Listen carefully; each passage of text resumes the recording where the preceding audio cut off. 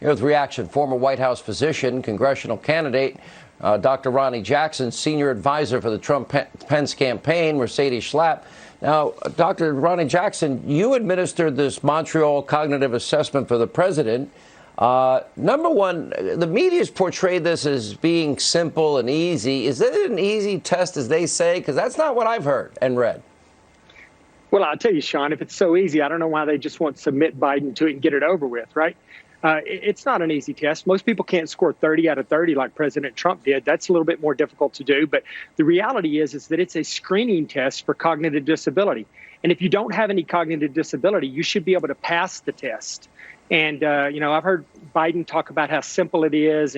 But if it's really that simple and he really thinks that way, he should just submit to the test and just take the test.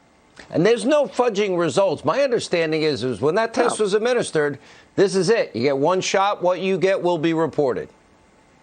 That's right. It's pretty straightforward. I mean, it's very objective. So, I gave the president the test, and he did really well on it. And I've said this before, but there was absolutely, positively no clinical indication to do that test for President Trump. We did that test only because the far left and the liberal press were relentless in their insistence that the president was mentally unfit to be president and he had to have some kind of testing done. So I basically talked to the president and he agreed to do it, and he did it, and he did well on it. All right, let me ask you this question. We're all watching Joe Biden. You can compare Joe Biden from just when he was vice president to where he is now.